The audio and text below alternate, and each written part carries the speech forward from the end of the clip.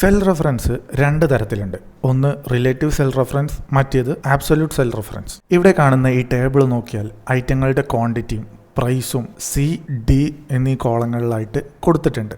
ഇവിടെ cell reference use ചെയ്ത് total കാണുകയാണെങ്കിൽ കാണേണ്ട കോളം സെലക്ട് ചെയ്യുന്നു. ഈക്വൽ ടു ക്വാണ്ടിറ്റി വാല്യൂ ഉള്ള C4 അതുപോലെ പ്രൈസ് വാല്യൂ ഉള്ള സെല്ലായ D4 മൾട്ടിപ്ലൈ ചെയ്ത് നമുക്ക് ടോട്ടൽ കിട്ടുന്നു. ടോട്ടൽ കിട്ടിയ വാല്യൂവിനെ ഡ്രാഗ് ചെയ്തിടുമ്പോൾ നമുക്ക് ബാക്കിയുള്ള വാല്യൂസിൻ്റെയും ടോട്ടൽ കിട്ടുന്നു. ശരിക്കും ഇതിപ്പോൾ ഡ്രാഗ് ചെയ്തപ്പോൾ എങ്ങനെയാണ് നമുക്ക് ടോട്ടൽ കിട്ടിയത്? ഇവിടെ നമുക്ക് ഇക്വേഷൻ നോക്കുകയാണെന്നുണ്ടെങ്കിൽ നമ്മൾ ഈ രണ്ട് സെല്ല് C4 D4 എന്നിവ സെൽ റെഫറൻസ് വെച്ച് അത് രണ്ടും മൾട്ടിപ്ലൈ ചെയ്തപ്പോഴാണ് നമുക്കിവിടെ വാല്യൂ കിട്ടിയിട്ടുള്ളത്. അടുത്ത വാല്യൂ നോക്കുകയാണെങ്കിൽ ഇത് C5 D5 ആണ്, ഇപ്പുറത്ത് C6 D6 ആണ്. അതായത് നമ്മൾ ഈ ടോട്ടലിനെ ഇവിടെ കൊടുത്ത വാല്യൂവിനെ നമ്മൾ ഒന്ന് ഡ്രാഗ് ചെയ്ത് ഈ ഒരു വാല്യൂ ആക്കുമ്പോൾ നമ്മൾ ആക്ച്വലി ചെയ്യുന്നത് ടോട്ടൽ ഒരു കോളം താഴേക്ക് ഇടുന്നു.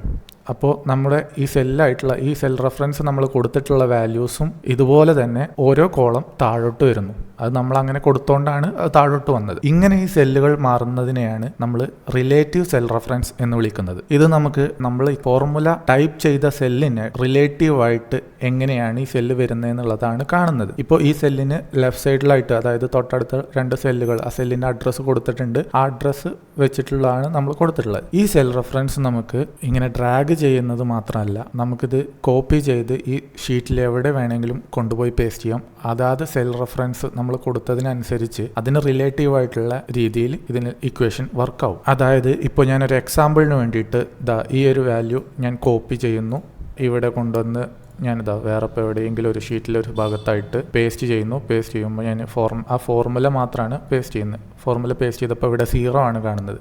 ഇത് ക്ലിക്ക് ചെയ്താൽ നമുക്ക് കാണാൻ പറ്റും F9 × G9. അതായത് ഇതിന് റിലേറ്റീവായിട്ട് നമ്മൾ കൊടുത്ത വാല്യൂവിന് റിലേറ്റീവായിട്ട് ലെഫ്റ്റ് സൈഡിലെ രണ്ട് കോളംസ് ആണ് ഇതിന് യൂസ് ചെയ്തിട്ടുള്ളത്. ഇതാണ് ഞാൻ പറഞ്ഞത്, നമുക്ക് ഷീറ്റിൽ എവിടെ വേണമെങ്കിലും കോപ്പി ചെയ്തെടുക്കാം. ഈ ഒരു സെൽ റെഫറൻസിനെയാണ് നമ്മൾ റിലേറ്റീവ് സെൽ റെഫറൻസ് എന്ന് പറയുന്നത്. ഇനി നമുക്കിപ്പോൾ കിട്ടിയ വാല്യൂവിൻ്റെ ഒരു ഡിസ്കൗണ്ട് പെർസെൻറ്റേജ് ഉണ്ട്. ഇപ്പോൾ സപ്പോസ് ഒരു 5% ഡിസ്കൗണ്ട് ഉണ്ട്. ആ ഡിസ്കൗണ്ട് വെച്ച് ഈ ടോട്ടലിന് എത്ര പെർസെൻറ്റേജ് ആണ്, അതായത് നമുക്ക് ആ ഡിസ്കൗണ്ട് എത്രയാണ് വാല്യൂ വരുന്നത് എന്നുള്ളത് കണ്ടുപിടിക്കുക. അതിനിപ്പോൾ ഞാൻ ഡിസ്കൗണ്ട് വാല്യൂ ഇപ്പോൾ നമ്മളൊരു 5% ഡിസ്കൗണ്ട് എടുക്കുകയാണ്.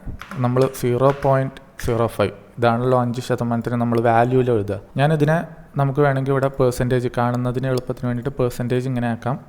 അതല്ല എന്നുണ്ടെങ്കിൽ നമുക്കിവിടെ പോയാൽ ഫോർമാറ്റിൽ ആ സെല്ല് എന്താണ് വേണ്ടതെന്നുള്ളത് കൊടുക്കാം. അപ്പോൾ നമ്മളിപ്പോൾ അതിനെ പെർസെൻറ്റേജ് ആയിട്ടാണ് ആ സെല്ലിലുള്ള വാല്യൂ നമുക്ക് വേണ്ടതെന്നുള്ളത് ഇവിടെ കൊടുക്കുക, പെർസെൻറ്റേജ്. ഇപ്പോൾ നമ്മൾ 5% ആണ് ഡിസ്കൗണ്ട് സെലക്ട് ചെയ്തിട്ടുള്ളത്. അപ്പോൾ നമ്മളുടെ ടോട്ടൽ കിട്ടിയിട്ടുള്ള വാല്യൂവിൻ്റെ 5% ആയിട്ടുള്ള വാല്യൂ എത്രയാണെന്നുള്ളത് നമുക്ക് ഈ നെക്സ്റ്റ് കോളത്തിൽ F കോളത്തിൽ കിട്ടണം. അതിനായിട്ട് ഇപ്പോൾ നമ്മൾ ഈക്വൽ ടു ഈ കോളം, അതായത് E4 സെലക്ട് ചെയ്യുന്നു, മൾട്ടിപ്ലൈഡ് അതായത് ഗുണിക്കുന്നു, ഇൻറ്റു ചെയ്യുന്നു നമ്മൾ ഈ കിട്ടുന്ന ഡിസ്കൗണ്ട് വാല്യൂ ആയിട്ട്, അതായത് H4 എന്നുള്ള വാല്യൂ ആയിട്ട് എൻ്റർ ചെയ്യുന്നു. നമുക്ക് വാല്യൂ കിട്ടുന്നു. ഈ വാല്യൂ നമ്മൾ ഡ്രാഗ് ചെയ്യുന്നു പഴയ പോലെ തന്നെ. പക്ഷേ നമുക്ക് ഇവിടെ ബാക്കിയുള്ള വാല്യൂസൊക്കെ 0 ആണ് കാണിക്കുന്നത്. എന്തോ പ്രശ്നം പറ്റിയിട്ടുണ്ട്. അതെന്താണെന്ന് നോക്കാം. ഇവിടെ E4 H4 ആണ് നമ്മൾ സെലക്ട് ചെയ്തിട്ടുള്ളത്. അപ്പോൾ ഓക്കെ, നമുക്ക് കറക്റ്റ് വാല്യൂ വന്നു. അടുത്തത് സെലക്ട് ചെയ്ത് കഴിഞ്ഞാൽ E5 H5, അതായത് റിലേറ്റീവായിട്ട് നമ്മൾ സെല്ല് മൂവ് ചെയ്യുന്നതിനനുസരിച്ചിട്ട് നമുക്ക് ഇവിടെ എടുത്തിട്ട് കാണാം H5 ആണ് ഇവരെ റെഫർ ചെയ്തിട്ടുള്ളത്. അപ്പോൾ H5ൽ ഒരു വാല്യൂയും കിടക്കുന്നില്ല. അതുകൊണ്ട് തന്നെ ഈ വാല്യൂ ഇൻറ്റു H5 ചെയ്യുമ്പോൾ 0 വരുന്നു. അങ്ങനെയാണ് നമുക്ക് കിട്ടുന്നത്. ഇത് കറക്റ്റ് ചെയ്യുന്നതിനായിട്ട് നമ്മൾ ഓരോ സെല്ലും പോയിട്ട് H4 എന്ന് പറഞ്ഞിട്ട് ഓരോന്നും മാറ്റേണ്ട ആവശ്യമില്ല. അല്ലാതെ തന്നെ നമുക്ക് ചെയ്യാൻ പറ്റും. നമുക്ക് ഈ ഒരു സെല്ല് ഫിക്സഡ് ആയിട്ട് വേണം, അത് മാറാൻ പാടില്ല നമ്മൾ എൻ്റർ ചെയ്യുമ്പോൾ. അപ്പോൾ അതിനായിട്ട് നമ്മൾ വീണ്ടും ഇക്വേഷൻ സെലക്ട് ചെയ്യുന്നു. നമ്മൾ H-നും 4-നും $സൈൻ കൊടുക്കുന്നു.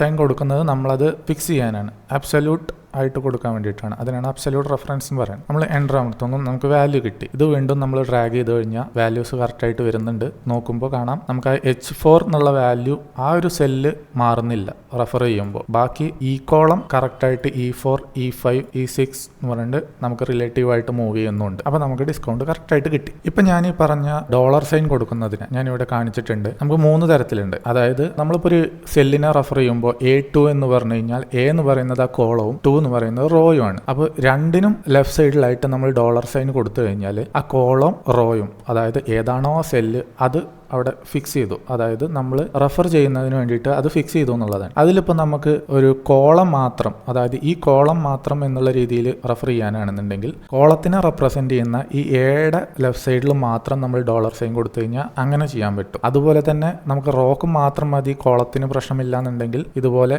റോ റെപ്രസെന്റ് ചെയ്യുന്ന 2ന് പകരമായിട്ട്, അപ്പോൾ ഈ ഒരു റോയിൽ എവിടെ വരുന്നതാണെങ്കിലും അത് നമുക്ക് ലോക്ക്. ഇത് രണ്ടും നമ്മൾ അങ്ങനെ അധികം യൂസ് ചെയ്ത് കണ്ടിട്ടില്ല. കോമൺ ആയിട്ട് നമ്മൾ എപ്പോഴും യൂസ് ചെയ്യാറുള്ളത് ഈ A2, അതായത് 2 കോളം റോവും ആ സെല്ല് കറക്റ്റ് ആയിട്ട് അബ്സല്യൂട്ട് ആയിട്ട് സെലക്ട് ചെയ്യാൻ വേണ്ടിയിട്ടുള്ളതാണ്. നമ്മുടെ ഈ സെല്ല് നമ്മൾ ഈ ഡോളർ സൈൻ 2 ലെഫ്റ്റ് സൈഡിൽ കൊടുക്കുന്നതിന് നമുക്ക് ഒരു ഷോർട്ട് കട്ട് ഉണ്ട്. നമുക്ക് എപ്പോഴും ടൈപ്പ് ചെയ്യണമെന്ന് ആവശ്യമില്ല. അവിടെ കഴ്സർ വെച്ച് F4 സെലക്ട് ചെയ്ത് കഴിഞ്ഞാൽ ഓട്ടോമാറ്റിക്കലി അത് രണ്ടും ലോക്കായി. അപ്പോൾ നമ്മളിവിടെ അബ്സല്യൂട്ട് സെൽ റെഫറൻസ് എന്താണ്, അതുപോലെ റിലേറ്റീവ് സെൽ റെഫറൻസ് എന്താണ് എന്നാണ് പരിചയപ്പെട്ടത്. എല്ലാവർക്കും ക്ലിയർ ആയി എന്ന് വിശ്വസിക്കുന്നു. സംശയങ്ങൾ വല്ലതും ഉണ്ടെങ്കിൽ കമന്റ് ബോക്സിൽ അറിയിക്കുക.